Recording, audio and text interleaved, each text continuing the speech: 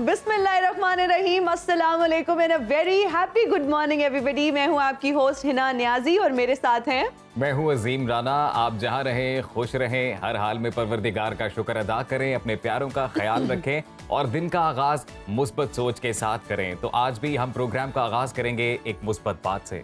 बिल्कुल, और आज की मुस्बत और अच्छी बात यह है, शेख सादी की खूबसूरत बात है। वो कहते हैं कि जी अपने इखलाक को फूल जैसा बना लो और कुछ नहीं तो पास बैठने वाला जो है वो खुशबू तो हासिल करे। बहुत ही खूबसूरत, बहुत ही अच्छी बात। आपके इखलाक जो है वो अक्सर लोग उसकी तारीफ करते हैं आपकी गैर मौजूदगी में। ये वाहिद ऐसी चीज़ है जिसका जिक्र होता है और लोग, अगर आपका इखलाक अच्छा है तो आपको अच्छे लफ्जों में याद करते हैं। और इस बात के अंदर जो खुशबू है वो डेफिनेटली सभी को पता है कि एज अ मेटाफर यूज हुआ है। और वो यही है ना कि जब आपका अच्छा इखलाक होता है, आप जिस महफिल में बैठते हैं वहां पर अब जब बातचीत करते हैं ना, इखलाक जो है वो जाहिर करते हैं। तो जब आप उस महफिल में नहीं रहते, जब आप उठ के चले जाते हैं, तो फिर आपके इखलाक की जो खुशबू है वो खुशबू हर जगह फैली रहती है। और फिर एक बात होती है जी, इंडिविजुअल जो आपका इखलाक है वो कैसा है। अगर एज अ पर्सन इंडिविजुअली आपका इखलाक अच्छा रहे तो वो ऐड ऑन करता जाता है और एक चेन रिएक्शन बनता है और फिर मुआशरती इखलाक में ये कन्वर्ट होता है। जिस तरह ही ना हम लोग most of the time waste की एग्जांपल देते हैं। हाँ जी। तो वहां पर बुनियादी तौर पर क्या चीज़ है कि हर बंदा जो है वो अपने इखलाक की एक जिम्मेदारी लेता है और वो अपने इखलाकी फ़राइज़ जो है वो बाखूबी निभाता है, जिसके बाद पूरी सोसाइटी एज अ होल हमें एक बड़ा ही जबरदस्त उसका पॉजिटिव हमें उसमें चेंज नजर आता है। बिल्कुल। और अगर इखलाक की बात कीजिए और आपने वेस्ट का जिक्र किया तो यहाँ पर एक और चीज़ भी मेंशन करना चाहूंगी कि जब मैं अक्सर ट्रैवल करती हूँ, व्हेन आई मूव अब्रॉड, तो मैंने ये चीज़ उन लोगों में नोटिस किया है कि वो अगर लिफ्ट में आते हैं या आपको कहीं उनसे इंटरेक्शन होता है, आप उनसे मिलते हैं, तो the first thing this is hello hi, और वो आपको बहुत अच्छे तरीके से ग्रीट करते हैं। वो हमें जानते नहीं हैं, हम उनके लिए स्ट्रेंजर्स हैं, वो हमारे लिए स्ट्रेंजर्स हैं। लेकिन हम पाकिस्तानी बहुत स्टिफ फेस के साथ और बड़े शूट किस्म के एक्सप्रेशंस के साथ वहाँ पर खड़े होते हैं और जब लिफ्ट खुलती है and they greet us and they से हाय हेलो, तो बहुत अच्छा लगता है। और वेस्ट में सिचुएशन पे मुझे एक शेर याद आया। इरशाद इरशाद इरशाद। हाँ जी, तो अर्ज किया है कि जी लोग सुनने के लिए बेताब हैं, वाह, बात करने का करीना चाहिए। वाह वाह वाह वाह वाह वाह, बात करने का करीना चाहिए। क्या बात है भाई। तो ऐसे ही जी के लोग जो है वो तो बेताब है, बस आपने अपना अखलाक अच्छा करना है और बात करने का अंदाज बदलना है। आपकी कही हुई बात से किसी एक शख्स का जो पूरा दिन है वो इतना खुशगवार हो सकता है और फिर वो उस खुशगवार मूड के साथ जब अपने काम पर जाएगा या अपने स्कूल कॉलेज जहाँ भी जाएगा वो ऐड ऑन ही करता जाएगा। बिल्कुल आप सही कह रहे हैं। लेकिन रात गए जो एक खबर आई और जो बात की गई है ना, उससे बहुत सारे लोगों का मूड बहुत खराब है और पेट्रोल की कीमतों में जो है वो इजाफा कर दिया गया है। शुक्र है मैंने टाइमली पेट्रोल डलवा लिया था। लेकिन फिर अजीम मुझे कह रहे थे कितने दिन ही आप वो पेट्रोल चला लेंगी अगर आप चले। लेकिन कोई बात है, दिल की तसल्ली के लिए ना ये काफी है, ये खुशी होती है। खुशी होती है ना। और मजीद इखलाकी खबरें क्या क्या हैं वो भी जरा अपने नाज़रीन को बताएं। शेयर करते हैं बिल्कुल। तो एक नजर डालते हैं आज की न्यूज राउंड अप पे। निगरान हुकूमत का पहला वार, पेट्रोलियम मसनूआत फी लीटर 20 रुपए महंगी, LPG की कीमतों में भी फी किलो 10 रुपए इजाफा। रुपए की बेकदरी अरूज पर, डॉलर भी आपे से बाहर हो गया। निगरान वजीर आजम के काबीना की तश्कील के लिए सलाह मशवरे तेज, कई मुमकिना वफाकी वुज़रा के नाम सामने आ गए, कयास रायां अरूज पर। लीगी कायद की वापसी फिर खटाई में पड़ने लगी। शरीफ खानदान की नवाज शरीफ की सितंबर में वापसी की तस्दीक, ख्वाजा आसिफ ने जीरो रिस्क तक वापसी नामुमकिन करार दे दी।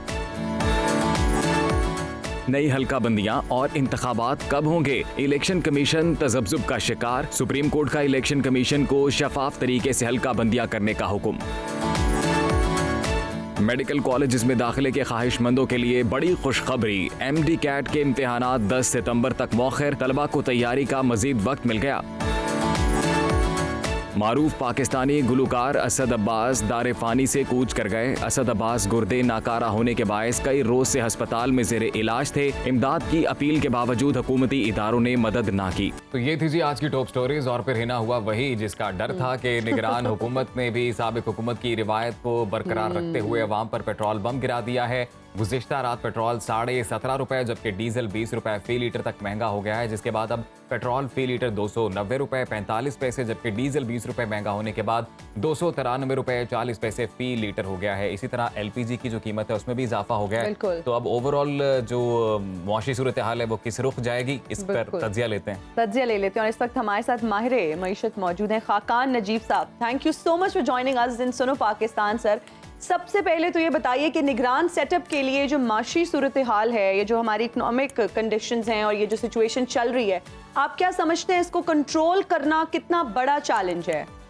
आई थिंक पाकिस्तान की इकॉनमी जहाँ पे खड़ी हुई है इस वक्त, उसको संभालने के लिए एक शख्स की वो टीम जो कि बहुत ही कॉम्पिटेंट होगी, वजीर आजम की, that is going to matter a lot. Pakistan की इकॉनमी एक एक्सट्रीमली चैलेंज्ड, और जिसे कहते हैं ना, आप जैसे वर्ड्स यूज़ कर रहे थे पहले, एक डिस्ट्रेस में है, एक स्ट्रेस की सिचुएशन है इकॉनमी पे।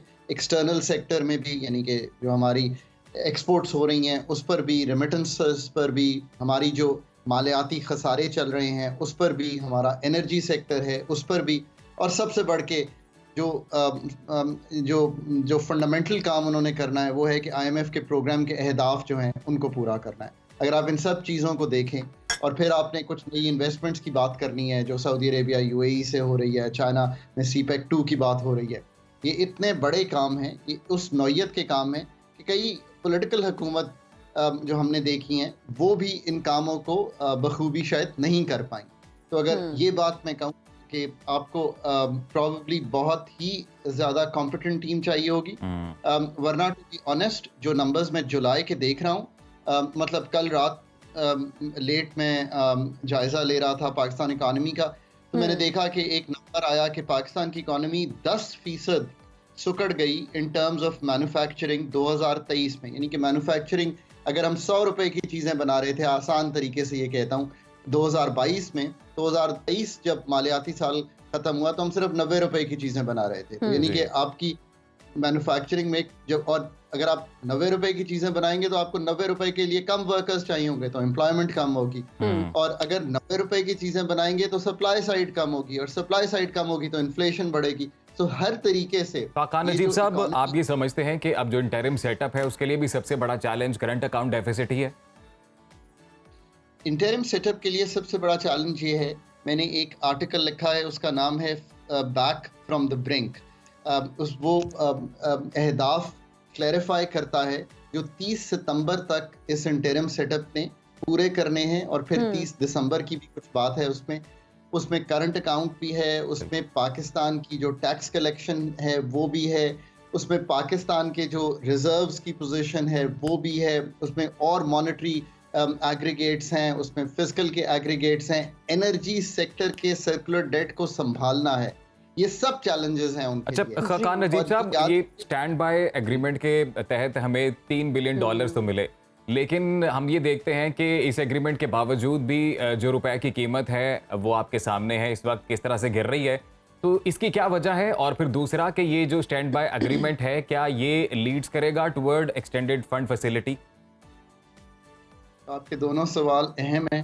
एक तो ये है कि जब रुपए की कदर कमज़ोर होती है तो जो इम्पोर्टेड इन्फ्लेशन है, यानी कि पेट्रोल 2 वजह से बढ़ता है। एक तो इंटरनेशनल कीमत की तब्दीली होती है, बट पाकिस्तान में बहुत ज़्यादा तब्दीली इसलिए आती है कि आपके रुपए की जो कदर है उसमें कमज़ोरी आती है। देखिए, रुपए की जो कदर है ना, वो सिंपली पाकिस्तान की जो फंडामेंटल्स ऑफ द इकोनॉमी है ना उनको रिफ्लेक्ट करती है। एक कमज़ोर इकोनॉमी है, मैन्युफैक्चरिंग श्रिंकिंग है।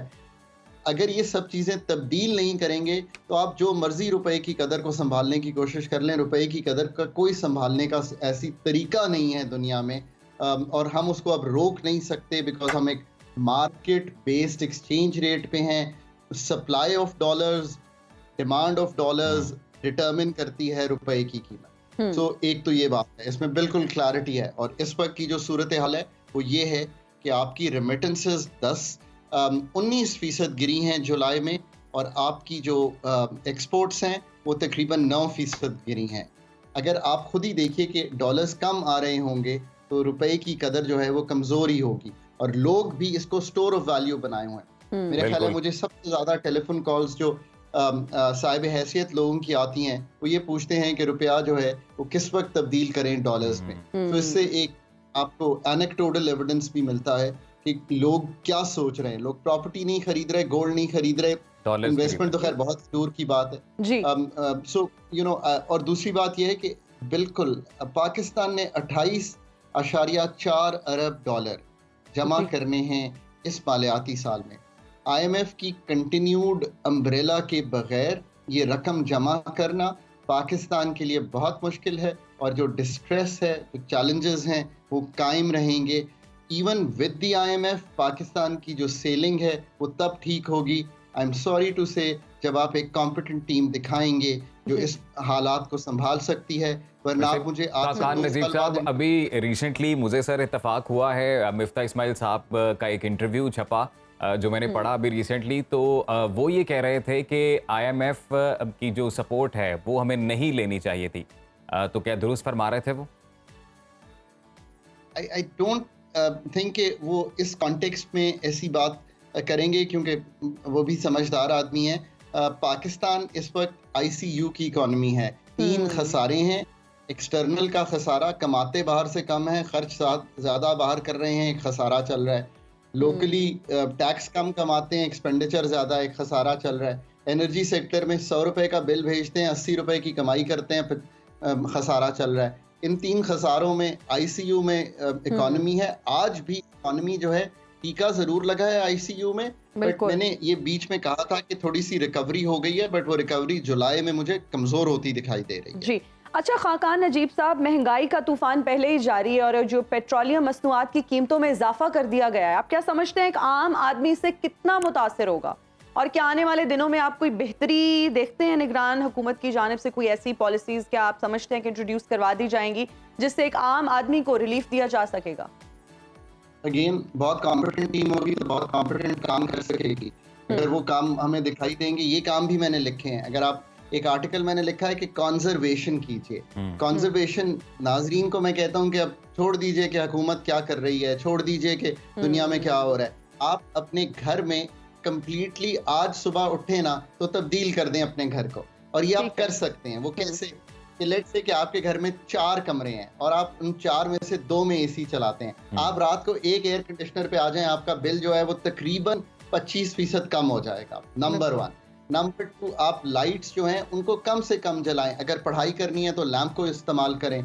अगर घर से बाहर जाते हैं 3 दफ़ा हफ्ते में, उसको 1 दफ़ा कर दें या जाना छोड़ दें। मैं मानता हूँ ये आपके लिए बहुत मुश्किल चीज़ें हैं। अगर आप सामान रिटेल से खरीद रहे हैं उसको छोड़ दें, सामान होलसेल से खरीदें ताकि आपकी प्राइसेस ड्रॉप करें। अगर आप वो सब्जियां खरीदें जो उस वक्त सीजनल ना हो और आपको उनकी कीमत 500 रुपए किलो ना हो बल्कि 150 रुपए किलो हो, ये अपनी तब्दीली कीजिए कंप्लीटली। और गैस को तो बहुत ही कम इस्तेमाल कीजिए, जब सिर्फ चूल्हा जलाइए। गुज़िश्ता जो PDM हुकूमत रही है उससे पहले भी एक हुकूमत रही है और उस हुकूमत में हमने देखा कि ऑस्टेरिटी कैंपेन्स जो हैं वो बहुत चली और इसी जानिब की कुछ हिदायत आती रहीं कि आप इस तरह से चीज़ों का कम इस्तेमाल करने से जो है वो एक बचत कर सकते हैं। तो आपको लगता है कि ये इन अ लॉन्ग टर्म एक सोल्यूशन है इकोनॉमी बेहतर करने के लिए? सवाल बिल्कुल सही का है। ये लॉन्ग टर्म का सोल्यूशन नहीं है, ये वो सोल्यूशन है जिसमें एक तो आपने जैसे हिना बात करी थी ना कि मैं हेलो करता हूँ, अगर मैं, क्योंकि मैं बहुत बाहर काम करता हूँ और रहता हूँ, तो मैं लिफ्ट में अगर हिना आ रही होंगी तो मैं कहूँगा hello Hina, how are you, good morning. तो वहाँ पे इसके अलावा कुछ और भी नॉर्म्स हैं, और वो नॉर्म्स जो हैं वो ये भी डिक्टेट करते हैं कि उनके तर्ज ज़िंदगी में, जैसे कायदे आज़म इवन जब गवर्नर जनरल का कमरा छोड़कर बाहर जाते थे तो मेरे वालिद साहब मुझे ये बताते हैं कि वो जो लाइट है उसकी वो खुद बंद कर दिया करते थे।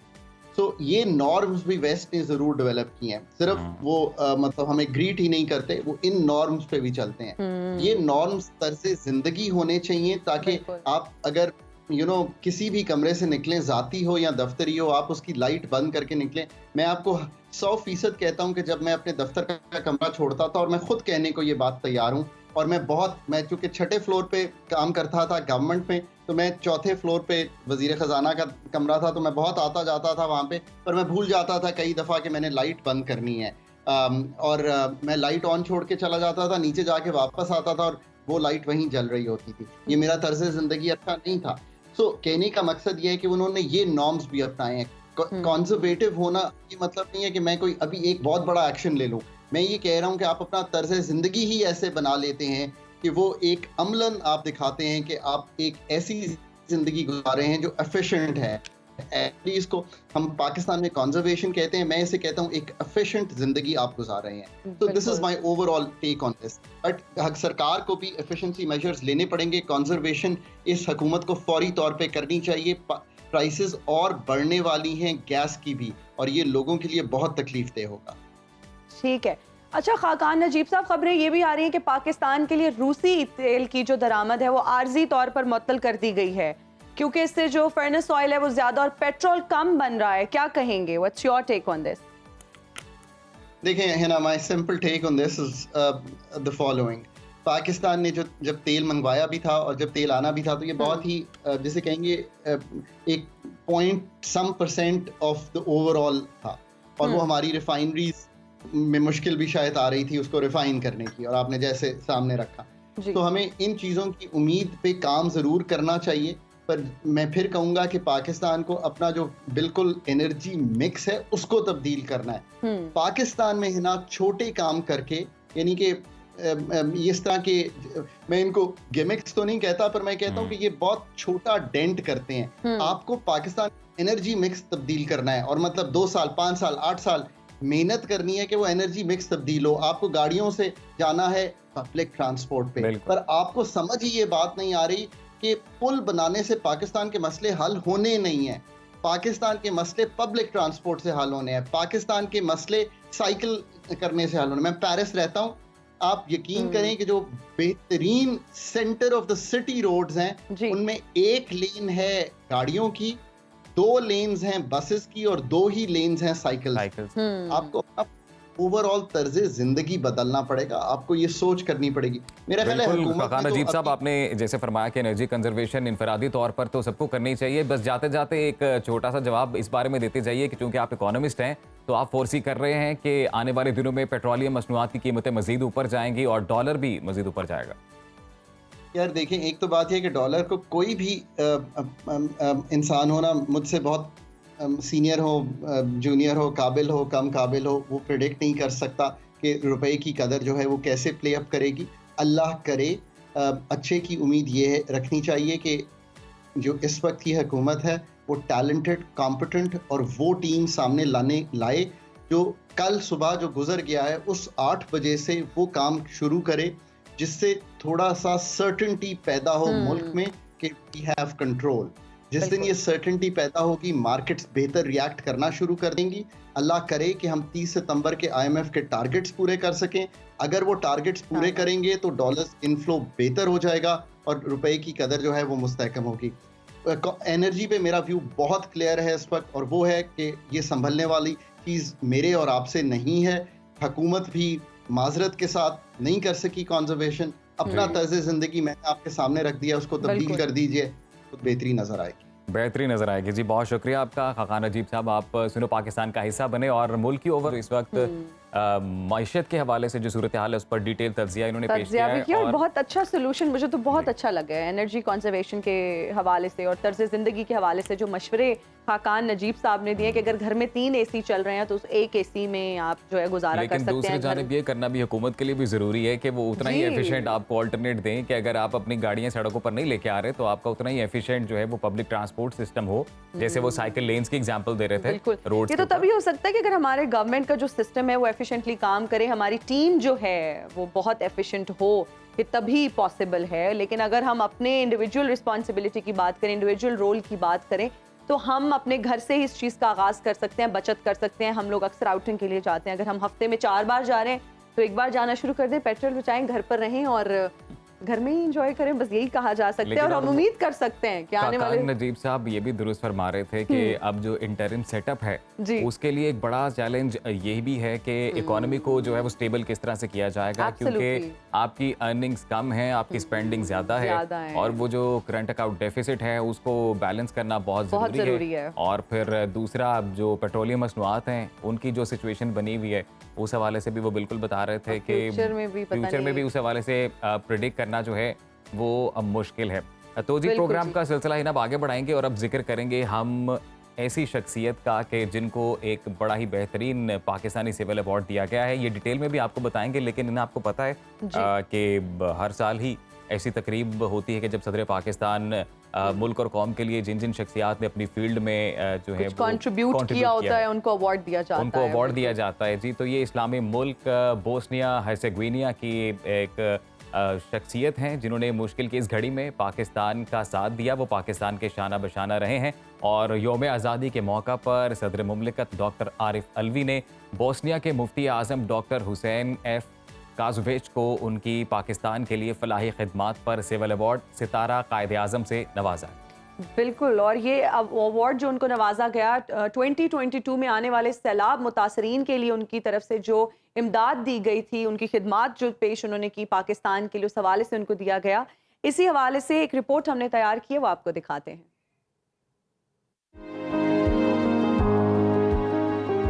यौम आज़ादी के मौके पर सदर आरिफ अलवी ने पाकिस्तान के लिए फलाही खिदमात पर बरादर इस्लामी मुल्क बोस्निया हर्ज़ेगोविना के मुफ्ती आज़म डॉक्टर हुसैन एफ कावाज़ोविच को सिविल अवार्ड सितारा कायद आज़म से नवाजा। ये अवार्ड 2022 में पाकिस्तान में आने वाले तबाहकुन सैलाब के मुतासरीन के लिए डॉक्टर हुसैन की फराख दिलाना माली इमदाद पर दिया गया। डॉक्टर हुसैन ने बोस्निया की तमाम मसाजिद में सैलाब ज़दगान की माली इमदाद के लिए खुसूसी अतिया मुहिम की क़यादत की और मुतासरीन के लिए 4,29,000 यूरो का अतिया दिया। बोस्निया के मुफ्ती आज़म अल अज़हर यूनिवर्सिटी कायरा से फारिगुल तहसील है, जहाँ उन्होंने 1985 से 1990 तक शरिया फैकल्टी से तालीम हासिल की। उन्होंने एक शानदार रूहानी और इंसान दोस्ती की जिंदगी गुजारी। तो जी, ये आपने तफसीली रिपोर्ट देखी है और यकीनन मुफ्ती आज़म डॉक्टर हुसैन एफ काज़ोविच साहब की ये जो खिदमात हैं वो नाकाबिल फरामोश रहेंगी और सैलाब ज़दगान के लिए जो इनकी खिदमात हैं उसको मेरे ख्याल से भरपूर अंदाज में सराहा गया और सदर मुमलिकत ने बिल्कुल। और हम ऐसे लोगों को सलाम पेश करते हैं जो कि मुश्किल घड़ी में, पाकिस्तान जब किसी भी मुश्किल घड़ी में होता है और जब दोस्त ममालिक या दोस्त ममालिक से ऐसी शख्सियात आगे आती हैं, बढ़ चढ़ कर हिस्सा लेती हैं और हमारी मदद करती हैं। और वैसे भी अजीम कहा यह जाता है कि कोई मुश्किल में अगर आपकी मदद करता है ना तो आप उसको कभी भी नहीं भूलते, आप उसको हमेशा याद रखते हैं। और ये जो अवार्ड से इनको नवाजा गया है ये इसीलिए इनको दिया गया है कि सैलाब जब आया 2022 में और बहुत ज़्यादा तबाही हुई तो इन्होंने बहुत ज़्यादा इमदाद की पाकिस्तान की और इनको इसी सिलसिले में अवार्ड भी दिया गया। और भी बहुत सारे लोगों ने हमारी मदद की। और वैसे ये करना चाहिए जो शख्स इनफरादी तौर पर मुश्किल की घड़ी में मुल्क और कौम के काम आए उसको इसी तरह से सराहा जाना चाहिए। और हम अपने प्रोग्राम में मजीद आगे बढ़ेंगे और मजीद इंटरेस्टिंग स्टोरीज भी आप तक पहुंचाएंगे। हमारे पास बहुत जबरदस्त चीजें, लेकिन अभी हम रिवील नहीं करेंगे, उसके लिए आपको देखते रहना चाहिए। हमारा थोड़ा सा इंतजार करें, हम वापस आ रहे हैं ब्रेक के बाद।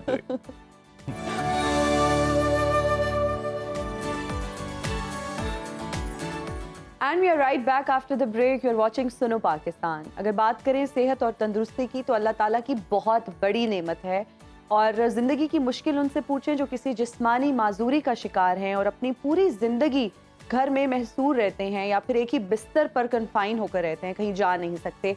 अगर हम मगरबी माशरे की बात करें तो वहाँ पर माजूर अफराद को ना सिर्फ एक बाइज़्ज़त मकाम हासिल है बल्कि उन्हें आगे बढ़ने के लिए भरपूर मौके भी फराहम किए जाते हैं। और अगर हम कंपैरिजन करें पाकिस्तान का, बदकिस्मती से पाकिस्तान में हुकूमती सतह पर ऐसा कुछ नहीं है। चंद एक तंजीमें हैं जो कि माजूर अफराद को माशरे में कारामत शहरी बनाने के लिए कोशिशें हैं और वो कोशिशें करती रहती हैं। और अगर बात की जाए उन्हीं में से एक तंजीम की नया सपोर्ट भी है और जो इस कार्य खैर में पेश है और अपना फाल किरदार अदा कर रही है भरपूर तरीके से। और नया सपोर्ट से मुतालिक हम लोगों ने एक रिपोर्ट तैयार की है, पहले आप वो देखें।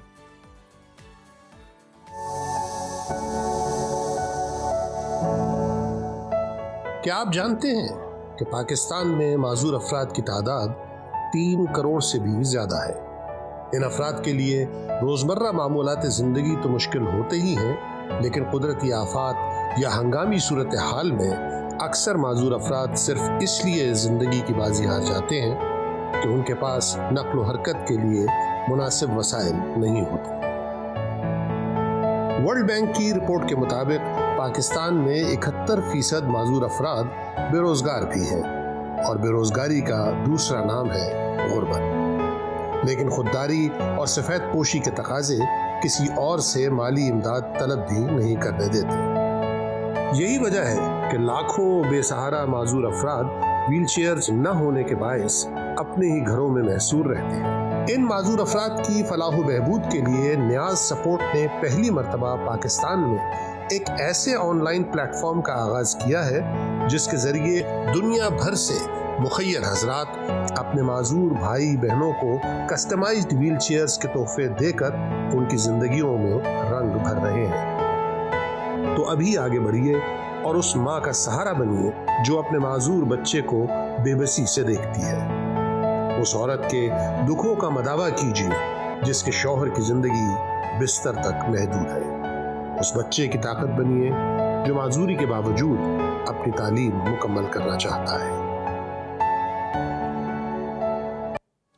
तो जी बड़ी ही नेक और बड़ी बेहतरीन काविश न्याज सपोर्ट की जानिब से ये पैकेज आपने मुलाहिजा किया। बीसी से मुतल्लिक गुफ्तगू करते हैं। न्याज सपोर्ट के बानी हमारे साथ मौजूद हैं हुसैन उद्वानी। हुसैन साहब बहुत शुक्रिया आपका, कैसे हैं सर आप? बिल्कुल ठीक ठाक, thank you so much for having me here. Sir it is an honour कि आप हमारे शो में तशरीफ़ लाए हैं। हुसैन साहब आपसे ये जानना चाहूँगा कि चूँकि आप एक ओवरसीज़ पाकिस्तानी हैं तो हम ये देखते हैं कि ओवरसीज़ पाकिस्तानियों का दिल बहुत धड़कता है अपने वतन की मोहब्बत में और वो किसी भी नेक काम में हमेशा पेश रहते हैं। तो आप ये बताइएगा कि न्याज सपोर्ट का क्या कॉन्सेप्ट है, ये इदारा कैसे काम करता है और आपको ये ख्याल कैसे आया? To start from the beginning, मैं actually I belong to Pakistan और मैंने अपना पूरी एजुकेशन, मेरा वर्क एक्सपीरियंस सारा जो है वो पाकिस्तान से जुड़ा है। तो बेसिकली जो आज हम हैं वो it's because of this country. तो जब हमने प्लान किया फ्रॉम मूविंग अब्रॉड तो हमें ऐसा फील हुआ कि हमें अपने टाइज़ पाकिस्तान से नहीं तोड़ने चाहिए एंड ये वक्त होता है to give back to the country. Because मैं आगा खान डेवलपमेंट नेटवर्क के साथ जुड़ा हुआ था for more than a decade और मैं ये सारी CSR एक्टिविटीज़ और मार्केटिंग उनका लुक आफ्टर करता था। तो एक ये डिसेबल्ड पर्सनस को जो है वो मुझे हमेशा फील होता था कि they are the most neglected community in Pakistan. इनके लिए कोई ऐसा काम नहीं हो रहा है। हम देख रहे थे कि 20-20 साल से लोग अपने बिस्तरों पे पड़े हुए हैं और उनको कोई सपोर्ट उन तक नहीं पहुंच रही है। तो फिर हमने इसकी जो है वो एक इनिशिएट की। हमने एक ऑनलाइन प्लेटफॉर्म बनाया न्याज सपोर्ट के नाम से और इट्स अ वेबसाइट जिसके थ्रू हमने जो डिसेबल्ड कम्युनिटी है पाकिस्तान की उनकी कंप्लीट वेरीफाइड लिस्ट हमने उस वेबसाइट के ऊपर डाली और हमने ओवरसीज़ पाकिस्तानीज़ को इंकरेज किया कि वो उस वेबसाइट पे जाकर पर्सन को सेलेक्ट करें और उनको कस्टमाइज्ड व्हील चेयर्स गिफ्ट करें। Not a wheel chair, a customised wheel chair. तो ये फिर एक नेटवर्क बन गया। It's a complete voluntary network. इसमें around 20 ambassadors from around the world इसमें काम कर रहे हैं और इसमें जो मेन जो हमारा जो कोर है that is giving away customised wheel chair. Customised wheel chair actually उसकी अवेयरनेस बिल्कुल भी नहीं है पाकिस्तान में और उसकी अवेलेबिलिटी भी नहीं है। इंपोर्ट करनी पड़ती है जापान से या कोई दूसरी कंट्रीज से। तो हमने जो है वो फिर मैन्युफैक्चरिंग यहाँ पर ही जो है वो इनिशिएट करके कस्टमाइज व्हील चेयर हमने देना शुरू की। ठीक है। अच्छा हुसैन साहब, आपने कस्टमाइज व्हील चेयर की बात की, थोड़ा सा इसको भी एक्सप्लेन कीजिएगा उन लोगों के लिए जो नहीं जानते कि कस्टमाइज व्हील चेयर एग्जैक्टली है क्या? बेसिकली जो मार्केट में हम देखते हैं, जो हम व्हील चेयर्स पाकिस्तान में जो आज तक हमने देखी है वो उसे हम पेशेंट व्हील चेयर कहते हैं जी। पेशेंट व्हील चेयर का जो काम होता है वो सिर्फ कुछ देर के लिए कम्यूट करना होता है एक जगह से दूसरी जगह। फॉर एग्जांपल अगर कोई एयरपोर्ट पहुंचता है तो उसको लॉन्च तक पहुंचाने का काम होता है। कोई हॉस्पिटल के कार पोच पे पहुंचता है तो उसको बेड तक पहुंचाने का काम होता है। उसका काम बिल्कुल भी ये नहीं होता है कि आप 18 घंटे उस चेयर के ऊपर किसी डिसेबल पर्सन को बिठा दे। आज आप और हम इस कंफर्टेबल चेयर पे बैठे, हम आधा घंटा 1 घंटे के बाद we want to get up. हम कहेंगे कि यार हम थक गए इस पे बैठ के।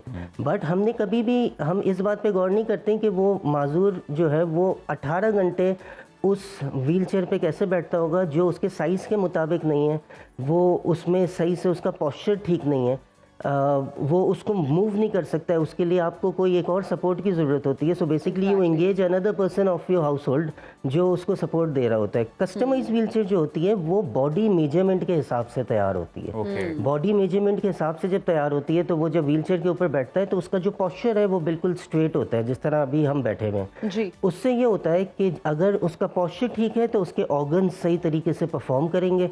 ऑर्गन सही परफॉर्म करेंगे, लंग्स प्रेस नहीं होंगे तो उसको कोई भी और मजीद बीमारियां नहीं होगी। अदरवाइज क्या होता है कि उसको इस वजह से मजीद बीमारियां भी होती हैं और उसका बॉडी का स्ट्रक्चर खराब होने लगता है। मैं हमेशा एक बात कहता हूँ कि आपके फॉर एग्जांपल पैर का साइज 8 नंबर है और आपको अगर मैं 7 नंबर का जूता बना दूंगा ओवर द टाइम होगा ये कि वो 7 नंबर का जूता चेंज नहीं होगा, बट आपका जो पैर है ना वो 1 साल में उस जूते के हिसाब से मोल्ड होना शुरू हो जाएगा। तो हमारा जो बॉडी का जो स्ट्रक्चर है ना वो उस व्हील चेयर के हिसाब से जो है वो डी शेप होना शुरू हो जाता है। बिल्कुल, एंड बिल्कुल। एक्चुअली हम जो व्हील चेयर्स देते हैं ना लोगों को, जो हमारी जो पेशेंट व्हील चेयर हम देते हैं, तो actually the reality is that हम उनको मजीद डिसेबल करते हैं over the years in terms of health, in terms of their body structure. Very Hussain well साहब, सेड, बिल्कुल जी जी। ये जानना चाहता हूँ मैं जी कि आप ये बताइएगा कि कितने माजूर अफराद हैं जिनको अभी तक नया सपोर्ट के तहत ये जो कस्टमाइज्ड व्हील चेयर है ये फराम की गई है, और किन किन एरियाज में की गई है, किन इलाकों में की गई है? हमारा ये जो प्रोसेस है वो ये है कि हमने पाकिस्तान डिसेबल ऑर्गेनाइजेशन से जो है वो हमने कनेक्ट किया है, और वहाँ से हम हर सिटीज़, हर एरियाज़ की, यहाँ तक कि हमने गिलगित और हुंजा तक हमने डिस्ट्रीब्यूशंस कर दी है all across Pakistan. Mirpur Khas, Khipro, major cities, Peshawar, Mardan, अभी तक तकरीबन जो है वो we are close to 1000 life transformations. इस वक्त हमने कोई 1000 के करीब जो है लाइफ ट्रांसफॉर्म किए in a matter of just 1 year, और इससे लोग जुड़े जा रहे हैं। बिकॉज जो एक सबसे अहम चीज़ मैं थोड़ा सा आपको बताऊं, Niaz Support is not an NGO actually, it's not a donation based company जी, it's actually a social enterprise. Social enterprise ये पाकिस्तान की पहली है। सोशल एंटरप्राइज का कॉन्सेप्ट ये होता है कि we are actually manufacturing a wheel chair, but हम उसको कमर्शियल सेल नहीं कर रहे, हम उसको सोशल कॉज के लिए दे रहे हैं लोगों को। तो हम ओवरसीज पाकिस्तानीज को इंकरेज करते हैं कि आप लोग ये व्हील चेयर ऑनलाइन जाके बाय करें, हम उनको डिलीवर करेंगे। आप बंदा सेलेक्ट करें किसको ऑर्डर देना है आपको, हम उनको डिलीवर करते हैं, और उस डिलीवरी की वीडियो जो है वो फिर गिफ्टर को भिजवाते हैं। जी, तो उसको ये पता चलता है कि मेरा जो कंट्रीब्यूशन था वो उस तक पहुंच गया है। So it's a transparent process actually. Usually ये होता है कि हम जब डोनेशंस दे रहे होते हैं हमें नहीं पता होता है कि ये कहाँ गया, who got benefited from it. तो ये जो है ये पूरा ट्रांसपेरेंट एक नेटवर्क बनाया है, और माशाल्लाह से बहुत बड़ा दिल है पाकिस्तानीज, ओवरसीज़ पाकिस्तानीज का, जो बढ़ चढ़ के इसमें साथ दे रहे। और बस हमारी पूरी कोशिश है कि हम जो है वो, ज़ाहिर है हम 3 करोड़ माजूर अफराद है पाकिस्तान के अंदर, तो हम 3 करोड़ तक तो डेफिनेटली नहीं पहुंच सकते, बट जो लेकिन इंशाल्लाह अल्लाह ताला आपको हिम्मत देंगे। आप बहुत अच्छा काम कर रहे हैं। आपने बिल्कुल दुरुस्त फरमाया कि 3 करोड़ लोग हैं और उनको अभी देना शायद पॉसिबल नहीं है, लेकिन हम दुआ करते हैं, हम उम्मीद करते हैं कि अल्लाह ताला आपको हिम्मत दे और आपकी ये जो काविश है ये रंग लाए। ऑलरेडी आप बहुत नेक काम कर रहे हैं, बहुत बड़ा काम कर रहे हैं। बहुत शुक्रिया आज आपने हमें पाकिस्तान में ज्वाइन किया, अपना कीमती वक्त हमें दिया। बिल्कुल, और हुसैन उद्वानी जो है वो एक एग्जाम्पल भी है, और इसी तरह से हमारे जो बाकी ओवरसीज पाकिस्तानी हैं जो दूसरे ममालिक में मुकीम हैं और वो इस तरह से कोई नेक काम करना चाहते हैं, तो ये एग्जाम्पल है। आप बढ़ चढ़ कर इंसानियत की खिदमत करें, और हम छोटी सी खिदमत ये करेंगे कि एक ब्रेक लेंगे और ब्रेक के बाद वापस आएंगे। देखते रहिए सुनो पाकिस्तान।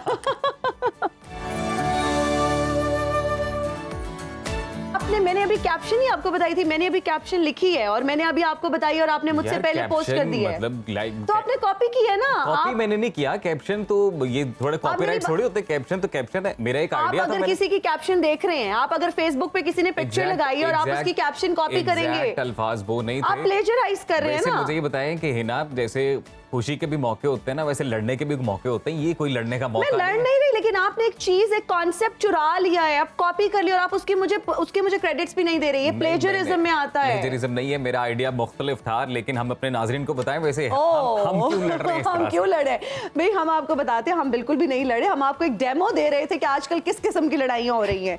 अगर आप किसी का कॉन्सेप्ट चोरी कर लेते हैं, अगर आप कोई एप्लीकेशन बनाते हो और अगर आपका आइडिया कोई चोरी कर लेता है, तो अगला बंदा जो है वो आइडिया कभी भी चोरी नहीं है। होता। आइडिया उस वक्त में क्लेम किया जा सकता है कि ये चोरी हुआ है जब वो पहले से मौजूद नहीं था, वो सिर्फ एक आइडिया था और किसी ने उसे रियलिटी की शक्ल दे दी। लेकिन मैं यहाँ पर ये भी हम बताते चले कि मेरी और अजीम की कोई लड़ाई नहीं चल रही, हमसे डेमो दे रहे थे आप लोगों के। आजकल सोशल मीडिया पर एक लड़ाई जो है वो बहुत जेरे बहस है और बहुत ज्यादा सोशल मीडिया बनी हुई है आजकल की लड़ाई।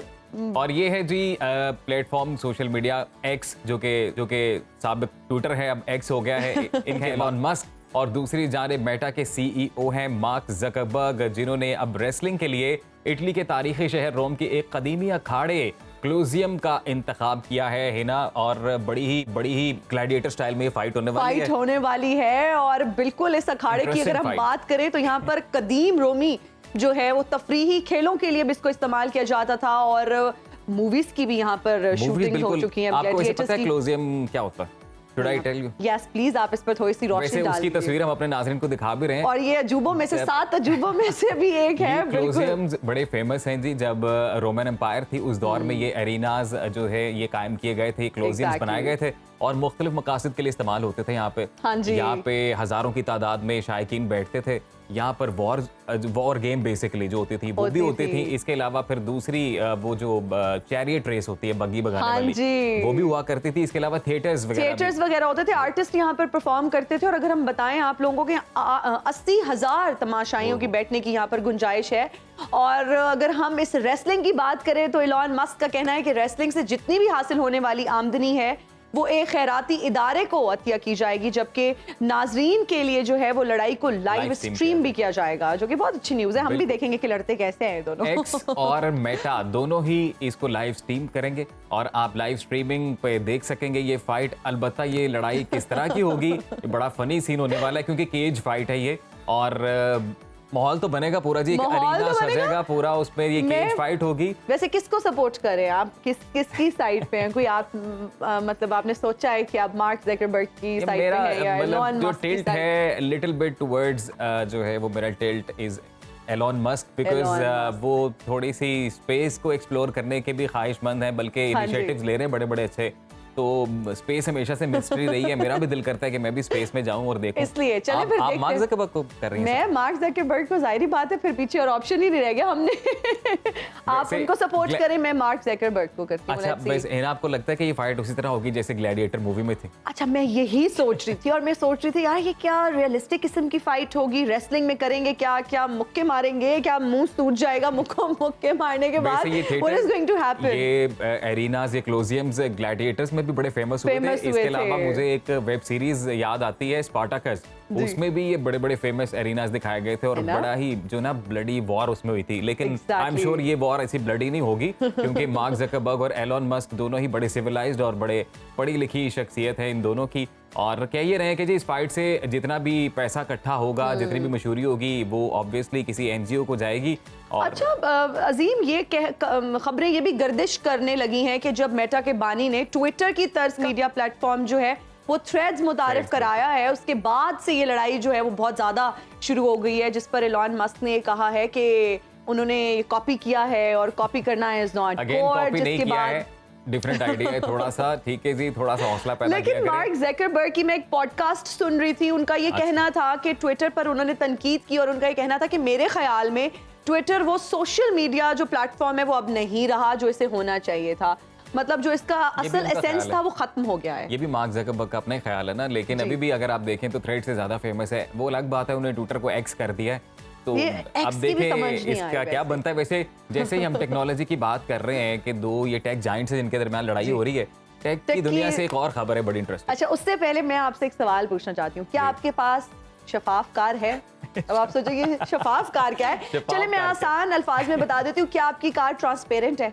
मेरी गैर शफाफ कार है और मुझे गैर शफाफ कार ही पसंद है क्योंकि ट्रांसपेरेंट कार में मतलब इसका क्या कॉन्सेप्ट है, किस तरह से ट्रांसपेरेंट? मैं आपको बताती हूँ, एक बहुत ही दिलचस्प खबर है। जर्मनी की एक कार कंपनी ने पहली शफाफ कार मुतारिफ कराई है। शफाफ कार मतलब ट्रांसपेरेंट कार, जिसकी खसूसियत ये है कि इसमें मुख्तलिफ सिक्योरिटी सिस्टम्स मौजूद हैं और ये ट्रांसपेरेंट कार जो है ये बहुत ही एक डिफरेंट किस्म की कार है। और इसको फ्रैंकफर्ट ऑटो शो IAA के दूसरा डे पर इसको पेश किया गया था और फ्रैंकफर्ट मोटर शो में खुसूसी तौर पर ये तैयार की गई है। ट्रांसपेरेंट कार का इस्तेमाल करते हुए इसे ये दिखाया गया है कि ये जो कार है आने वाले दौर में किस तरह से टेक्नोलॉजी को ट्रांसफॉर्म करेगी और मेरे ख्याल से हादसात को भी कम करने के लिए। लेकिन बड़ा वियर्ड नहीं लगेगा? मतलब लोग इसमें बैठे हुए जा रहे हैं, लोग भी नजर आ रहे हैं, नहीं है, मुझे लगता है कि पुर्जे भी घूमते हुए सारे नजर आ रहे हैं। अच्छा, मुझे ये लगता है डिफरेंट कार है, इंटरेस्टिंग कार है और इसमें इंजन वगैरह भी नजर आएगा और प्राइवेसी भी लोगों की नहीं होगी। अगर आप बहुत ज्यादा फ्लेक्सिंग पे बिलीव करते हैं और आप बहुत ज्यादा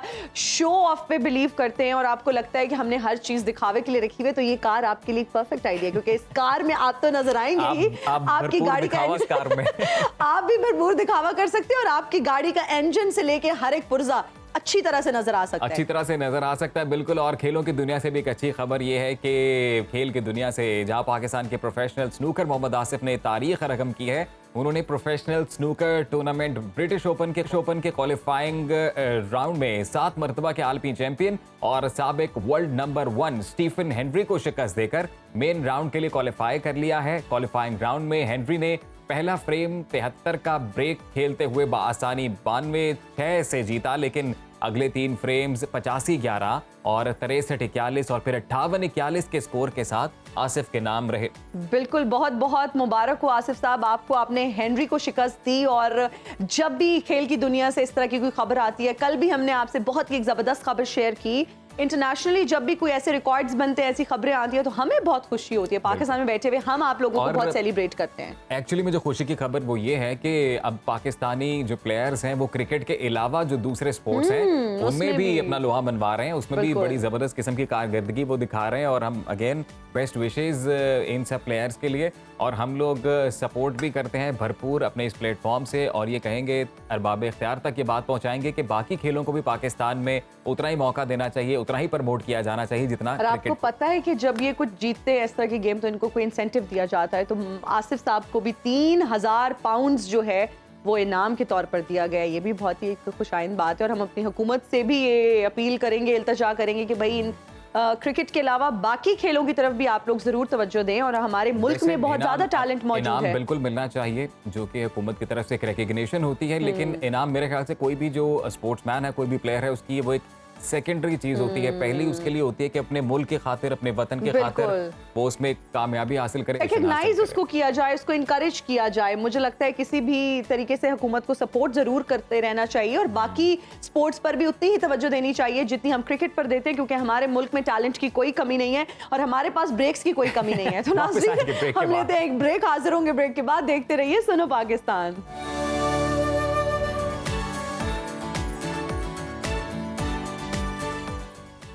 welcome back after the break जी। और अब हम बात करेंगे कवाली के शहनशाह जनाब नुसरत फ़तेह अली खान की। मेरे ख्याल से बड़े सगीर पाक व हिंद में शायद ही कोई ऐसी शख्सियत हो जो इनके नाम से वाकिफ़ ना हो, जिन्होंने इनका कलाम ना सुना हो। तो कवाली के बेताज बादशाह नुसरत फ़तेह अली खान की आज 26वीं बरसी है। वो 13 अक्टूबर 1948 को फैसलाबाद में पैदा हुए और उनके आबाओ अजदाद ने क्लासिकी मौसीकी और बिलखसूस कवाली के हवाले से बड़ा नाम कमाया। नुसरत फ़तेह अली खान ने मौसीकी की इब्तदाई तरबियत अपने वालिद और अपने ताया उस्ताद मुबारक अली खान से हासिल की और अपनी पहली बाकायदा परफॉर्मेंस अपने वालिद के इंतकाल के बाद उस्ताद मुबारक अली खान के साथ भी उन्होंने कवाली की पुरानी रविश से हटकर मौसीकी और गायकी को नई जहत से आशना किया।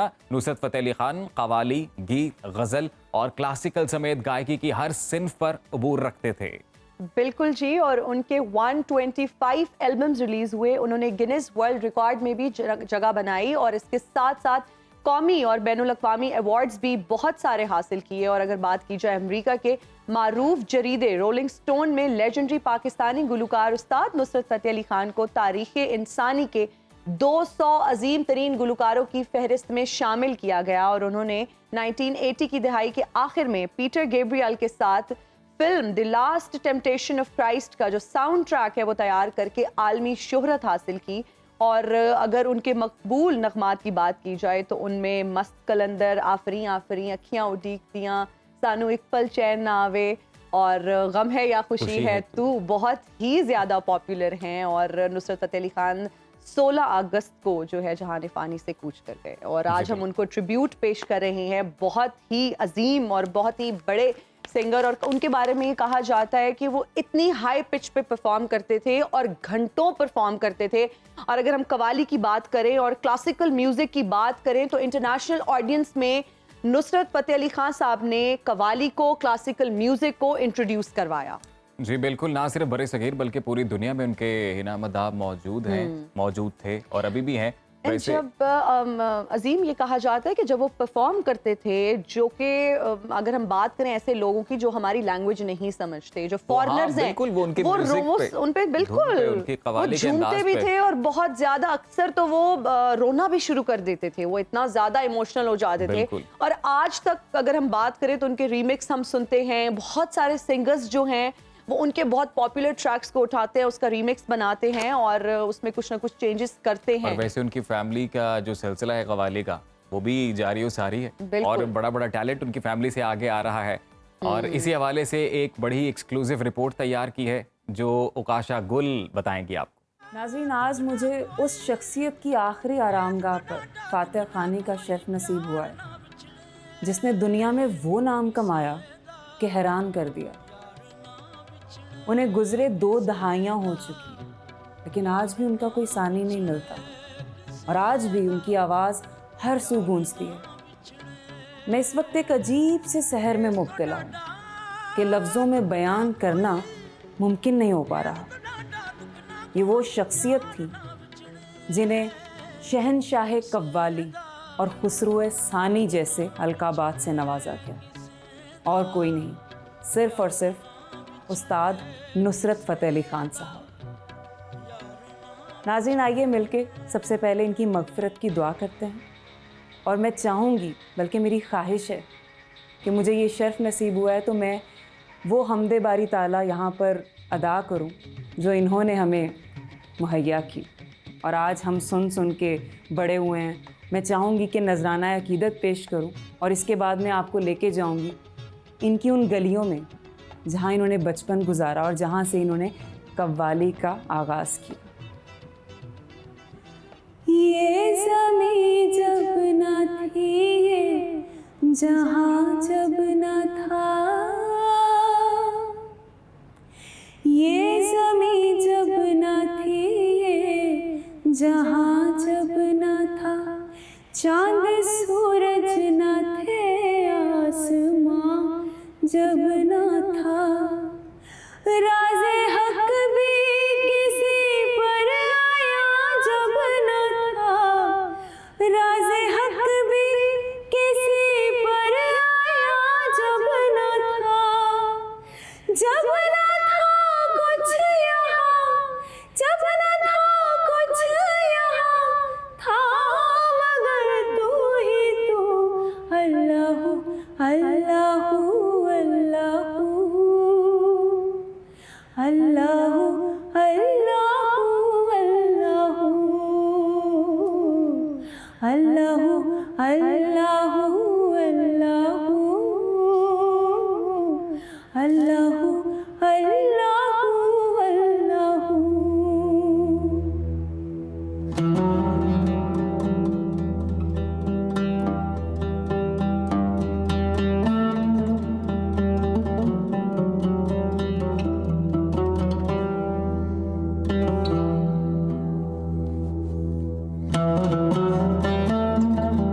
मैं इस वक्त मौजूद हूँ उन्हीं गलियों में, उन्हीं बाज़ारों में, उन्हीं दरो दीवार में जहाँ पर कभी उस्ताद नुसरत फ़तेह अली ख़ान साहब का बचपन गुजरा। और इस वक्त मैं मौजूद हूँ एक मोहल्ले की उस छत पर जिससे मंसूब एक वाक़या भी है, वो भी आपको भी बताऊँगी। और मैं आपकी मुलाकात करवाने लगी हूँ एक बहुत ही ख़ास इंसान से। वो ख़ास इसलिए हैं कि वो उनके दोस्त भी थे, हमसाये भी थे। मेरे साथ मौजूद हैं परवेज़ अख्तर साहब। अस्सलाम वालेकुम। कैसे हैं सर आप? ठीक है जी। कैसा लग रहा है आपको आपके दोस्त के बारे में बातचीत करने? बहुत खुशी हो रही है जी। अच्छा, मुझे ये बताइए कि बचपन आप लोगों का कैसा था? बहुत वो पता नहीं था कि वो इतनी चला जाएगा, वो इतनी बुलंदी पे। वह ऐसे था जैसे कोई जब हम हमारे साथ खेलता था। तो बिल्कुल आम बच्चों की तरह थे या बिल्कुल, कोई हाँ जी, खास हाँ। बात कभी कोई महसूस खास की? बात नहीं है। तो ये छत पे आप हमें क्यों लेके आए? वहाँ से कोई चीज़ मंगानी लानी, हम साए हैं, कोई चीज़ बनती थी वो हमें इधर भेज देते थे, हम उधर जाके ले आते थे। अच्छा, नीचे से नहीं जाते थे। ये बताएं कि कव्वाली का कैसे उनका सिलसिला वो शुरू हुआ? इनके ताया अबू और इनके अबू वो जलंधर से आते थे, तो लिशुड़ी शाह कव्वाली करने आते थे। अच्छा, तो फिर जब वो देखा भी ये दूर से आते हैं तो बाबा, ये इनका गदी निशीनी था, अच्छा। बाबा दिलावर अली, जी जी। उसने फिर इसको ये दिया इनाम के तौर पे? हाँ, नाम के तौर पे। हाँ। अच्छा, कि तुम यहाँ कव्वाली करो, इतनी दूर से आते हो, तुम यहीं ठहरो।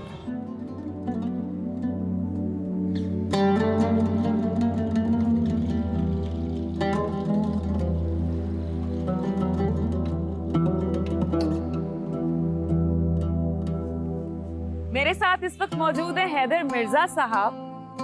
कहते हैं कि मेरा बचपन था और उस्ताद साहब का उरूज था। मैं जानना चाहूंगी कि जब आप बचपन में थे और उस्ताद नुसरत अली खान साहब को आपने देखा और एक दुनिया का बहुत बड़ा नाम, कुछ बताइए। वाकया तो बहुत हैं, लेकिन एक दिलचस्प वाकया जो मुझे इस वक्त याद आ रहा है, हम यहाँ पे सड़क पे क्रिकेट खेलते थे टेप बॉल के साथ।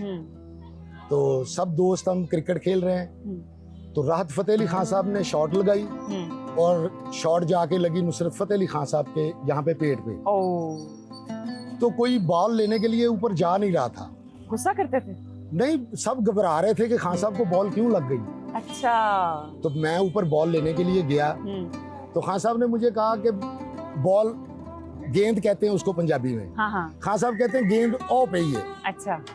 मैंने बॉल उठाया, खान साहब ने अपने सेक्रेटरी जो इकबाल कसूरी साहब थे उनको आवाज दी कि बाले हैदर को 500 का नोट दो।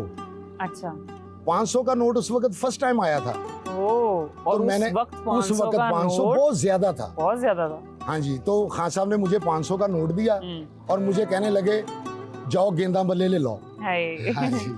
ये बताएं, जब नुसरत साहब ने आपको 500 दिया था, हाँ, ईद तो अड़ी हो गई होगी। वो ईद से भी बड़ा दिन था।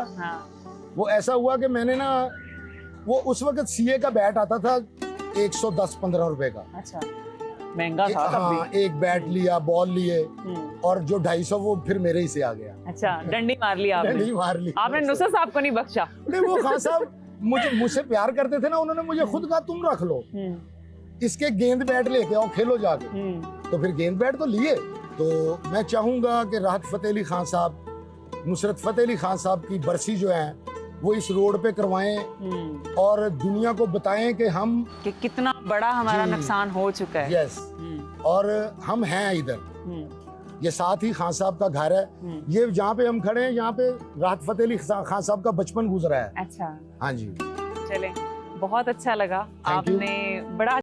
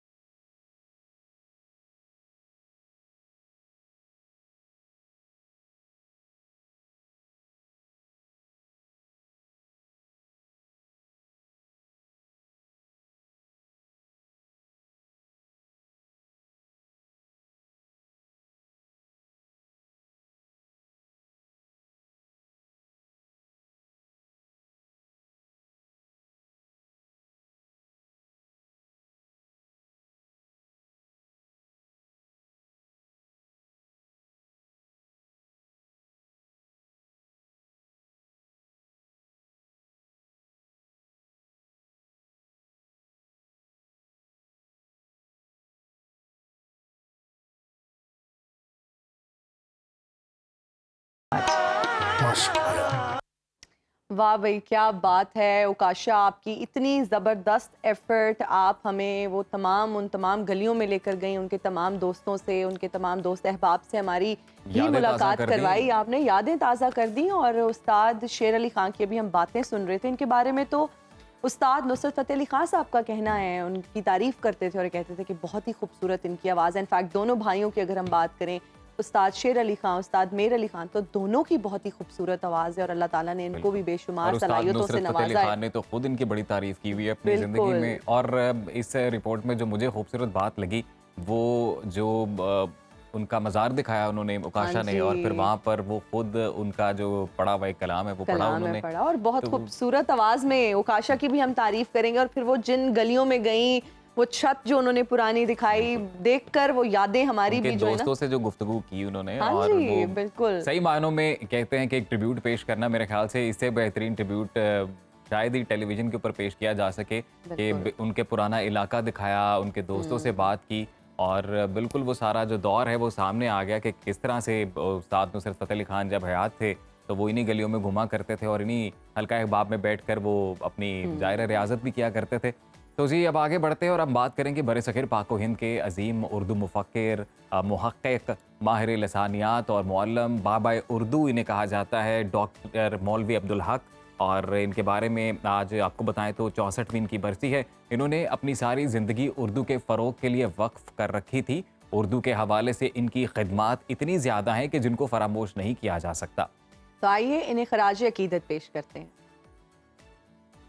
अपनी तमाम ज़िंदगी उर्दू के फ़रोग़ और तरवीज व अशात के लिए वक्फ़ करने वाले बाबा उर्दू डॉक्टर मौलवी अब्दुल हक 20 अप्रैल 1870 को भारत के ज़िला मीरठ के कस्बे सरावा में पैदा हुए। 1894 में अलीगढ़ कॉलेज से ग्रेजुएशन करने के बाद महकमा तालीम से वाबस्ता हो गए। 1912 में अंजुमन तरक्की उर्दू के सेक्रेटरी मुंतखब हुए और बहुत जल्द इसे एक फ़ाल तरीन इल्मी इदारा बना दिया। क़याम पाकिस्तान के बाद इन्होंने इसी अंजुमन के तहत कराची में Urdu arts college, Urdu science college, Urdu commerce college और उर्दू लॉ कॉलेज जैसे इदारे कायम किए। 23 मार्च 1959 को हुकूमत पाकिस्तान की तरफ से इन्हें सदारती एजाज़ बराए हुस्न कारकर्दगी से नवाजा गया। वो आखिरी सांस तक उर्दू ज़ुबान की खिदमत करते रहे। उनका इंतकाल 16 अगस्त 1961 को कराची में हुआ।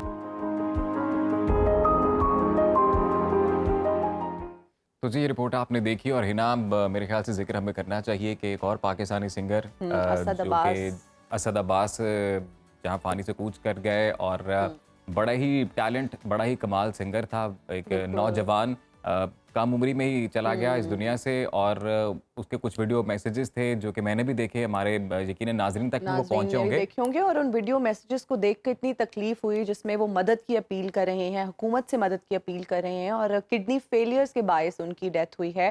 ही वॉज वेरी यंग और बहुत महीने से वो अस्पताल में थे, और ऑफ एंड ऑन जो है वो अपील भी करते रहते थे हुकूमत से। कोक स्टूडियो में भी उन्होंने परफॉर्म किया और बहुत ही कम अरसे में बहुत ज़्यादा नाम बनाया अपना। क्रॉस बॉर्डर जो है वो उन्होंने बड़ी परफॉर्मेंसेस दिखाई हैं और बड़े टाइटल्स अपने नाम किए हैं। इसके अलावा वो बड़ा फेमस बैंड मकाल हसन बैंड, उसके वोकलिस्ट ये रहे, लीड वोकलिस्ट, और बड़ा नाम पैदा किया जी बड़े कम वक्त में, बड़ी कम उम्र में। लेकिन फिर बदकिस्मती कि एक बड़ी ही क्या कहते हैं कि एक मनहूस किस्म की बीमारी जो थी वो लगी, और जिसके बाद वो जानवर नहीं हो सके और वो जहां से कूच कर गए। हमारी दुआएं इनके साथ। बिल्कुल हमारी दुआएं हैं, हम इनकी मग़फ़िरत के लिए भी दुआ कर रहे हैं। और यहाँ पर हुकूमत को भी मुझे लगता है कि ज़रूर तवज्जो देनी चाहिए कि हमारे मुल्क का, हमारे आर्टिस्ट, हमारे सिंगर्स, हमारे जितने भी लोग हैं हमारी इंडस्ट्री के, चाहे वो म्यूज़िक इंडस्ट्री हो, चाहे ड्रामा या फिल्म इंडस्ट्री हो, इनको जो है इम्पोर्टेंस देना। फिर इनके जो हम आए दिन सुनते हैं कि एक्टर्स के राइट्स के लिए कुछ नहीं किया जाता, आर्टिस्ट के राइट्स के लिए कुछ नहीं किया जाता, और इनको वाकई मदद की ज़रूरत थी। इन्होंने बारहा अपील की और बार बार इनके हम वीडियो मैसेजेस भी देखते थे, लेकिन इनको निगलेक्ट किया गया। जो हुकूमत अभी रुखसत हुई है उनकी जानिब से एंटरटेनमेंट इंडस्ट्री के लिए कुछ निवाजिशात की गई हैं, जैसे सिनेमास के लिए हमने देखा और आर्टिस्ट के लिए भी। लेकिन दुख उस वक्त होता है जी कि जब कोई शख्स जो कि फरियाद करता करता इस दुनिया से रुखसत हो जाए और उसके बाद अगर उसकी जो काविशें हैं या उसकी जो चीज़ें हैं उनको रिकग्नाइज किया जाए या उसके बाद मदद की जाए तो या फिर फैमिली को बाद में आप जाएं और देखें, एक बहुत बड़ा हमारे मुल्क का नाम और ये लोग ही हमारा जो है वो असासा भी हैं, हमारे मुल्क को इंटरनेशनली रिप्रेजेंट करते हैं, हमारा पॉजिटिव इमेज जाता है और आर्टिस्ट जो है वो आपके मुल्क की नुमाइंदगी करते हैं। लेकिन जब इस तरह की कोई खबर आती है, जब अपील की जाती है, तब हुकूमत की तरफ से ये सारी खबरें जो हैं उनको निगलेक्ट किया जाता है, तो बहुत अफसोस होता है। फिर अनफॉर्चुनेटली जब इस तरह के जो हैं कीमती हीरे ही मैं कहूँगी, मोस्ट ऑफ द टाइम हम देखते हैं कि हमारे मुल्क में जो आर्टिस्ट हैं वो बड़ी कसम पुरसी की हालत में बिल्कुल इस चंद एक के अलावा कि जिन्होंने बड़े अच्छे तरीके से मैनेज कर लिया अपनी लाइफ को किसी तरीके से, लेकिन ज्यादातर की हालत जो है वो यही रहती है कि बड़ी कसम पुरसी की हालत में वो इस दुनिया से रुखसत होते हैं और उनके आखिरी जो लम्हात होते हैं वो ज्यादातर मतलब हम गिनवा सकते हैं कि जो इस तरह के पैगामात से भरे पड़े होते हैं और फिर बाद में उस पर आपका कोई अगर मैसेज आता है या फैमिली को सपोर्ट के लिए आप कुछ कहते हैं तो that does not actually count. और यहाँ पर एक और हम बहुत बड़ी पर्सनालिटी का, शख्सियत का जिक्र करेंगे, तारिक टेडी कॉमेडियन। पिछले दिनों जो है हमने उनकी वफ़ात से पहले उनकी कुछ वीडियोस भी हमने देखी और उन्होंने भी बहुत ज़्यादा अपील की और उनके साथ भी यही हुआ और हुकूमत ने बुरी तरह उनको भी निगलेक्ट किया। और वो भी हम ऐसे लोग जो हमारे चेहरों पर मुस्कुराहटें बिखेरते हैं, उन्होंने लोगों को हमेशा हंसाया, उनके चेहरों पर मुस्कुराहटें बिखेरी। और बहुत मुश्किल काम है किसी को हंसाना। अगर आप ये कोशिश करें, काविश, लोग अगर आपके साथ मुस्कुरा रहे हैं, लोग अगर आपके साथ हंस रहे हैं, तो ये बहुत बड़ा, मैं कहती हूँ, एक तरह से नेकी का काम है। वैसे आपने तारिक टेडी का नाम लिया तो पाकिस्तानी स्टेज ड्रामास के जो और भी फेमस पर्सनैलिटीज हैं, बब्बू बराल, फिर मस्ताना, बिल्कुल, और अमानुल्लाह को तो सभी जानते हैं, बिल्कुल। तो मेरे ख्याल से जी हुकूमत को सोचना चाहिए और जब कोई शख्स जिंदा हो तो उसके हयात में ही उसकी जो कदर है वो करनी चाहिए और उसकी मदद करनी चाहिए अगर तो उसको दरकार है। तो जब अक्सर हम देखते हैं कि आर्टिस्ट जो है वो हुकूमती मदद के मुंतज़िर होते हैं लेकिन अनफॉर्चुनेटली उनकी मदद नहीं की जाती और फिर बाद में कहा यह जाता है कि जी फैमिली को सपोर्ट किया जाएगा और बहुत ज़्यादा फिर उनका जिक्र भी किया जाता है, उनको ट्रिब्यूट देने की भी कोशिश की जाती है। यही काविशें, यही कोशिशें अगर उनकी ज़िंदगी में की जाएं तो क्या पता उनकी ज़िंदगी बच जाए और आप उनका सहारा बन सकें। नाज़रीन, अभी लेंगे एक ब्रेक, हाजिर होंगे ब्रेक के बाद। देखते रहिए सुनो पाकिस्तान।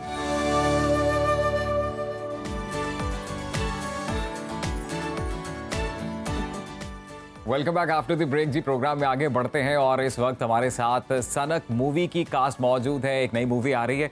फिल्म में मरकजी अदाकारा का किरदार अदा करने वाली पाकिस्तान की पहले मिस ट्रांस विमेन शायरा रॉय हमारे साथ मौजूद हैं। और इससे पहले मैं आपको बताऊं कि इनकी जितनी तारीफ की जाए कम है। वो ना सिर्फ मॉडल बल्कि गुलकारा, अदाकारा, स्क्रीन राइटर और प्रोड्यूसर भी हैं। इसके अलावा वो मिस ट्रांस विमेन पाकिस्तान का अवार्ड भी जीत चुकी हैं। और शायरा रॉय का अगर मजीद जिक्र करें तो मुतादिद फिल्मों में इन्होंने गाने गाए हुए हैं और सनक की जो वीडियो है इसमें भी अदाकारी कर चुकी हैं और इसके भरपूर जौहर निभाती वो नजर आती है। इनके साथ जो दूसरी शख्सियत हैं वो लीड कास्ट में जो हीरो हैं इस मूवी के, ज़ुबैर शारिक, वो भी हमारे साथ सेट पर मौजूद हैं और इस मूवी के डायरेक्टर हसन फरीद साहब भी हमारे साथ मौजूद हैं। तो हम अपने तीनों मेहमानों से ही ना गप लगाएंगे। Thank you so much for joining us in Suno Pakistan. शायरा, आपका बहुत शुक्रिया, आपका बहुत ज़्यादा शुक्रिया। फरीद साहब, आपका भी बहुत शुक्रिया। सबसे पहले तो हम लीड एक्ट्रेस की तरफ आएंगे। स्क्रीन प्ले भी आपने लिखा है और माशाल्लाह से हर फील्ड में ही आप छाई हुई हैं। तो ये ख्याल कैसे आया फिल्म बनाने का और प्रोड्यूस करने का, इसके बारे में थोड़ा सा बताइए। सबसे पहले तो thank you so much for having me today at your show. It was a very quick decision to come and finally I think it's for the first time मैं सुनो पे आई हूँ। और एक्चुअली मैं मुझे 2 दिन ही हुए पाकिस्तान आया। I was not in Pakistan here. Shoot करने के बाद मैं चली गई थी अपने घर दुबई में जहाँ पर मेरा मतलब है residency. So apart from that, in terms of screen writing, मैंने इस फिल्म की, आई वुड नॉट से राइटिंग में मैं अपना आपको क्रेडिट दूंगी क्योंकि विक्रम भट्ट जो है मेरी फिल्म के राइटर है और स्क्रीन राइटिंग में भी उनका इतना नाम है। बट हाँ, आई डिड सम अमेंडमेंट्स जो होती हैं उसके अंदर जो जितनी भी अपनी राय देनी होती है, I did my level best on that level.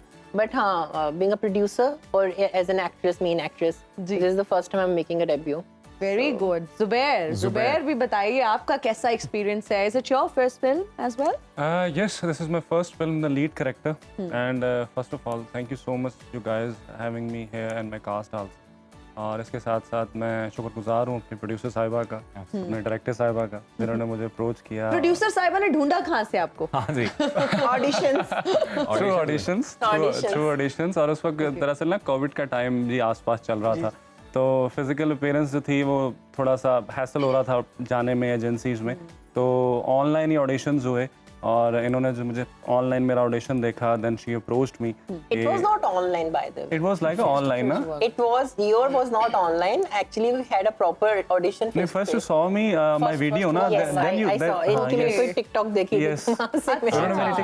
इन्होंने मेरी पहले TikTok वीडियो देखी थी, उसके बाद she approached me on that particular agency. As a movie आपका first? Yes, as a movie ये मेरा फर्स्ट प्रोजेक्ट है। इससे पहले भी मैं एक मूवी कर चुका हूँ, लेकिन उसमें मेरा जो है बड़ा एक शॉर्ट पीरियड ऑफ टाइम का रोल था। The movie was called दाल चावल।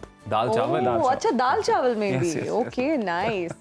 फरीद साहब, डायरेक्टर साहब, हाँ जी, बहुत जरूरी है पूछना, बिकॉज़ मैंने, क्योंकि मैं भी मूवी लवर हूँ, बहुत मूवीज देखता हूँ और डायरेक्टर्स मुझे बहुत फैसिनेट करते हैं, लेकिन इतने यंग डायरेक्टर मैंने फर्स्ट टाइम देखे, तो कैसा रहा सर एक्सपीरियंस आपका? मेरा तो फर्स्ट एक्सपीरियंस था और बड़ा मज़ेदार रहा है। और सबसे पहली बात कि मेरी कास्ट बड़ी मज़ेदार थी। अच्छा, सबने कोऑपरेट किया, कंप्रोमाइज़ किया हर जगह पे और अच्छा एक्ट किया, सबसे पहली बात। और बस मज़ा आया इनके साथ काम करके, अच्छा एक्सपीरियंस रहा है। तो एज अ डायरेक्टर आपका ही फर्स्ट एक्सपीरियंस था या आपने भी इससे पहले मैं डायरेक्ट किया ऑलरेडी प्रोजेक्ट्स? वीडियो सॉन्ग्स वगैरह, कमर्शियल्स वगैरह करता रहा। मूवी का मेरा फर्स्ट। लेकिन यहाँ पर हम लोग आप लोगों को क्रेडिट ये देना चाहेंगे कि हमारे अगर पाकिस्तानी सिनेमा की हम बात करें, उसके रिवाइवल के लिए माशाल्लाह आप सब लोग बहुत यंग हैं और आप अपने अपने उसमें एफर्ट कर रहे हैं और रिवाइवल के लिए इतने अच्छे सब्जेक्ट पे मूवी बना रहे हैं। तो मैं यहाँ पे शायरा से पूछना चाहूंगी कि इसका सब्जेक्ट क्या है, क्या थीम है इस फिल्म का? फर्स्ट ऑफ ऑल ये अपने आप को बहुत अंडर एस्टिमेट कर रहा है हसन जो है।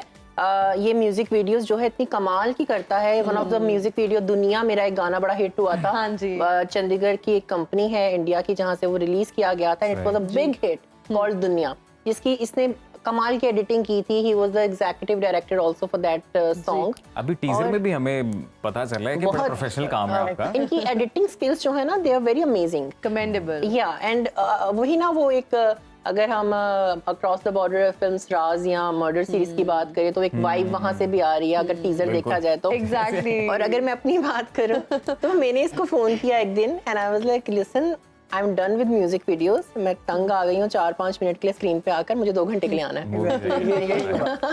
मुझे 2-2.5 घंटे के लिए आना है और मुझे सिर्फ छोटी स्क्रीन पे नहीं आना, मुझे एक बड़े पर्दे पे आना है। अच्छा शायरा, ये मैं पूछना चाहूंगा आपसे, जैसे विक्रम भट्ट साहब का आपने जिक्र किया कि वो उन्होंने कोलैबोरेट किया आपके साथ राइटिंग के लिए, तो ये बताइएगा कि ये आइडिया कैसे जनरेट हुआ? आपने अप्रोच किया, उनके ज़हन में ख्याल था, ये स्टोरी ये कैसे मार्जे वजूद में आई? मजे की बात है, मैं उनके साथ 2 और प्रोजेक्ट कर चुकी हुई हूँ। अच्छा, गाने कर चुकी हूँ। उनकी एक वेब सीरीज आई थी, उसमें I did a female version of a particular song. उनका एक वीबी ऑन द वेब करके एक एप्लीकेशन है, जैसे नेटफ्लिक्स वगैरह है, उनका भी एक प्लेटफॉर्म है। उसके लिए मैंने एक गाना गाया था प्लेबैक में, और एक जो मैंने शायद मैं आज आपके लिए परफॉर्म भी करूं थोड़ा बहुत, वो एक गाना था रात, जो पहले मेरा एक सिंगल के तौर पे आया था। उसके बाद उस गाने के राइट्स उन्होंने अपनी बॉलीवुड की मूवी में लिए थे। सो दिस वाज 2 सॉन्ग्स जिसके लिए I was in touch with him. उसकी जो मैनेजर है उनकी पूरी टीम के साथ, एंड थ्रू आउट जब मैंने उनको कहा अच्छा मैं एक फिल्म करना चाहती हूँ, आपके पास कोई आइडिया है, तो उन्होंने मुझे उसी टाइम कॉल पे सिनॉप्सिस दे दिया। उन्होंने कहा ऐसे है, एक पागल आशिक की कहानी है, एक संकी की कहानी है, तो करना चाहोगी? And I am like, bring it on, just send me the draft and I am on it, because I was looking for Vikram Bhatt का नाम एसोसिएट करना पाकिस्तानी सिनेमा में फॉर फर्स्ट टाइम। बिल्कुल, never happened, quite an achievement as well. So that how it happened. Vishesh Films जिनकी आशिकी 2, खामोशियां और इस तरह की मूवीज हैं, उन्होंने फिर इसमें अपना इनपुट दिया एज अ डिस्ट्रीब्यूटर ओवरसीज के लिए। एंड अब अल्हम्दुलिल्लाह आपको 29 सितंबर। तो इसमें हमें सनकी कौन नजर आएगा इस फिल्म में? वो तो आपको गेस करना पड़ेगा। कोई भी हो सकता है। अच्छा, कोई भी हो सकता है, ये सस्पेंस, अभी आप सस्पेंस ही रहने देंगे। बताइए कि मुझे ऐसा लग रहा है कि शायरा इस मूवी में थोड़ी सनकी हुई और उनको देखकर जुबैर और सनकी हो गए, और फिर इन दोनों को सनकी रखने के लिए डायरेक्टर सनकी हुए। सनक ये हम सब सनकी हैं, that's why we have made सनक।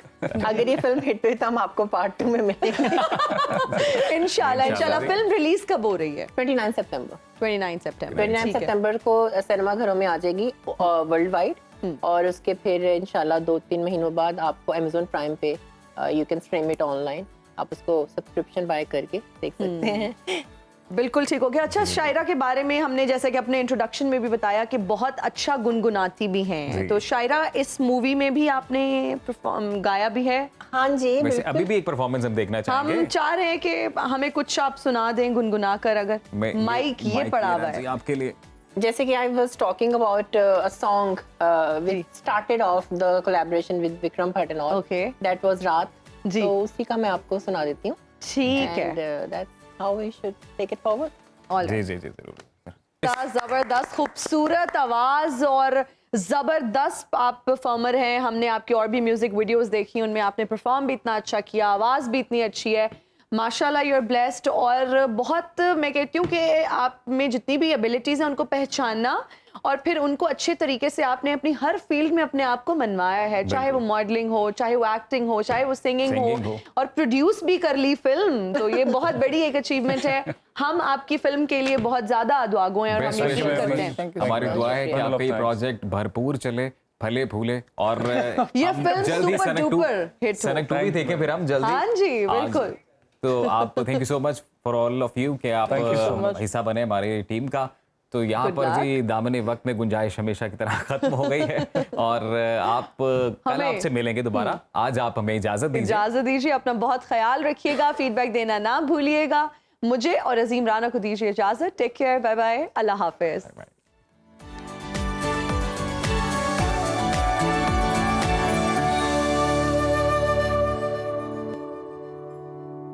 हर वक्त बाखबर रहना वक्त का तकाजा है, बर वक्त बाखबर रखना हमारा फरीजा है। अभी सुनो न्यूज़ के YouTube चैनल को करें सब्सक्राइब, बेल आइकन पर करें क्लिक और मुल्की और गैर मुल्की खबरों से रहें बाखबर, यकीन के साथ।